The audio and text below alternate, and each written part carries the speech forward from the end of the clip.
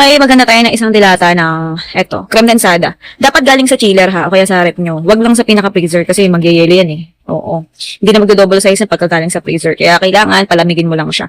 And tapos haluin lang natin siya hanggang sa maging double yung size, hanggang sa dumami. Aalsa kasi yan habang hinahalo. Sa paghalo niyan, sa pagsalin niyan, tatyan-tatyan na lang. Pero sa unang paglagay natin, bali kalahati lang muna yung lalagyan natin. Kasi lalagyan natin siya ng layer na, ayan. Para magkaroon ng flavor. Crush cookies. Oo. Kahit anong klaseng crush cookies pwede mo ilagay dyan. Oo, pwede naman katulad sa akin, Oreo crush cookies, pwede.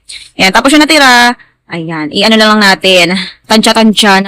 Estimated, as desire lang, madam, yung dami ng crush cookies nyo, ha, depende sa inyo. So, nakadepende sa dami ng ilalagay or konti ng ilalagay nyo yung magiging costing nyo sa Oreo cookies.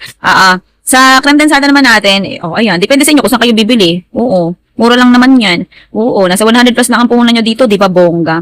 Okay, tas freezer mo lang. Pagka freezer, pwede mo na ibenta.